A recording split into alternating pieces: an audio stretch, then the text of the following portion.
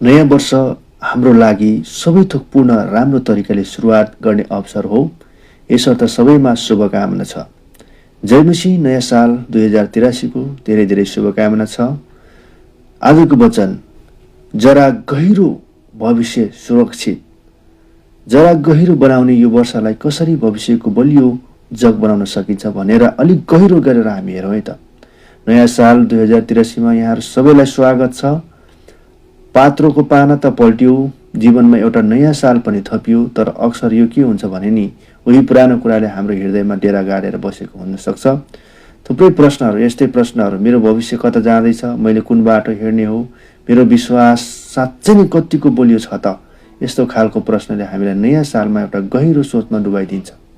तर महत्त्वपूर्ण कुरा के छ हो भने नि यी प्रश्नहरू बोझ होइनन्। खासमा नयाँ साल, नयाँ सोच, नयाँ विश्वास, नयाँ प्रतिबद्धताको एउटा गजबको अवसर हो।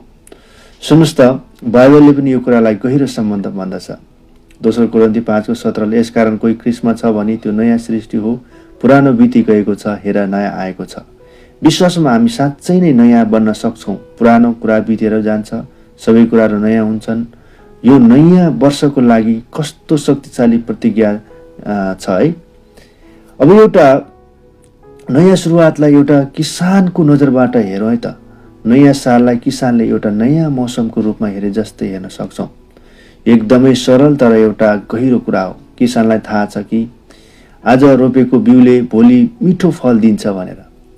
हाम्रो जीवनमा पनि ठ्याक्कै त्यस्तै हो। गलातीको पुस्तक 6:7 भन्छ, धोकामा नपर, परमेश्वरको ठट्टा हुँदैन, किनभने मानिसले जे रोप्दछ त्यसको कटनी पनि गर्नेछ। त्यसो भए प्रश्न हाम्रो लागि यो हो, 2083 को मलिलो माटोमा हामी के रोप्दैछौँ त? के हामी विश्वासको बिउ रोप्दैछौँ वा कडा परिश्रमको? के हामी आज्ञाकारिता र सत्यतामा आधारित जीवन छर्दैछौँ? किनकि हामीले जे रोप्दछौँ त्यही फल्दछ। यो कुरालाई परमेश्वरको जिउँदो वचनले पनि कति प्रश्नसँग पारेको छ। एउटा आत्मिक र प्राकृतिक नियम हो, यसलाई हामीले पछ्याउन सक्दैनौँ। हाम्रो आजको कामले भोलिको फसलको काम निर्धारित गर्दछ। अब कुरा गरौँ रोपाइको सबैभन्दा महत्त्वपूर्ण पाटो, जुन बाहिरबाट देखिँदैन, त्यो हो जरा। जरा जति गहिरो हुन्छ, भविष्य पनि त्यति नै बलियो हुन्छ।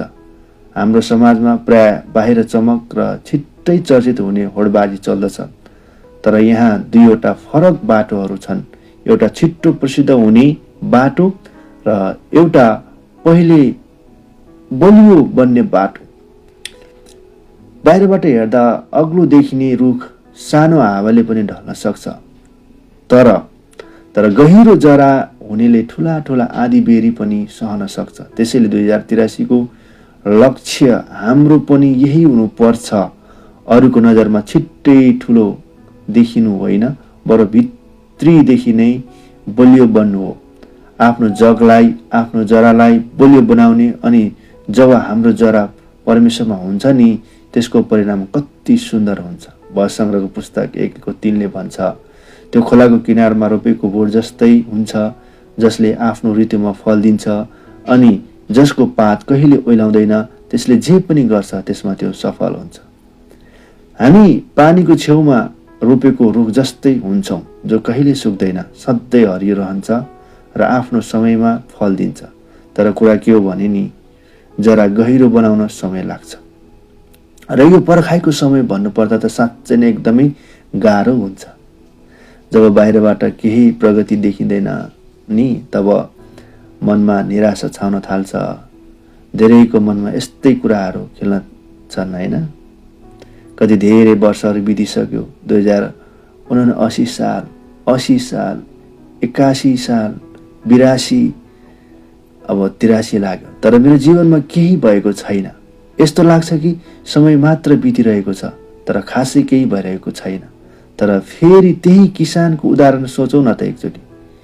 बिउ रोपेपछि माटोमाथि केही समयसम्म केही देखिँदैन, तर के किसानले त्यो जमिनलाई खन्न थाल्छ र? थाल्दैन, किनकि उसलाई थाहा छ त्यो अँध्यारोमा पनि, सतह मुनि पनि सबैभन्दा महत्त्वपूर्ण काम भइरहेको छ। जराहरू फैलिरहेका छन्। हो, हाम्रो जीवनमा पनि ठ्याक्कै त्यस्तै हो। जब केही भइरहेको छैन जस्तो लाग्छ नि, त्यति बेला सायद परमेश्वरले हामीलाई भित्रबाट तयार पारिरहेको हुन्छ। हाम्रो आँसु, हाम्रो एक्लोपन, हाम्रो हरेक सङ्घर्ष, यी सबैले हामीलाई आउँदो वर्षको लागि बलियो बनाइरहेको हुन्छ। त्यसैले पर्खाइलाई कहिले पनि व्यर्थ नठानौ, किनकि जो धैर्यताका साथ परमेश्वरको धैर्यता गर्दछन् उनीहरूले नयाँ शक्ति पाउँदछ। यो पर्खाइ कमजोरी होइन, तर तपाईँ यो तयारी हो। ल, यति कुरा बुझिसके पछाडि अब 2083 को लागि एउटा स्पष्ट योजना बनाऊ। यो साललाई हामी कसरी बिताउने त? यो विशेष गरी हाम्रो युवाहरूको लागि एउटा आह्वान हो। आउनुहोस् 2083 लाई एउटा अर्को साल बन्न नदिउँ, बरु प्रार्थनालाई पहिलो प्राथमिकता दिने वर्ष बनाऊ। वचन पढ्ने मात्र होइन, वचन पालन गर्ने वर्ष बनाऊ।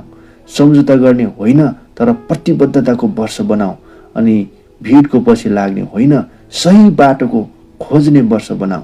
र हाम्रो सबै प्रतिबद्धताको केन्द्रमा यही हुनुपर्दछ। मत्ती 6:33। तर पहिले उहाँको राज्य र उहाँका धार्मिकताको खोजी गर र यी सबै थोक तिमीहरूका निम्ति थपिनेछन्। जीवनमा अरू सबै कुराहरू भन्दा पहिले परमेश्वरको राज्य र उहाँको धार्मिकताको खोज्ने। अनि अन्त्यमा आउनुहोस् हामी सबै मिलेर यो नयाँ सालको लागि सानो प्रार्थना गरौँ। हे स्वर्गीय पिता, यो नयाँ साल 2083 लाई हामी तपाईँको हातमा सुम्पन्छौँ। हामीलाई बाहिरी चमक होइन, भित्री बल दिनुहोस्, भित्री परिवर्तन दिनुहोस्। हाम्रो जरा तपाईँमा गहिरो होस्, ताकि समय आएपछि हाम्रो जीवनले तपाईँको लागि, महिमाको लागि मिठो फल फल्न सकोस्। येशूको नाममा आमेन। यो वर्ष तपाईँको जीवन फलदायी बनोस्। जय मसीह।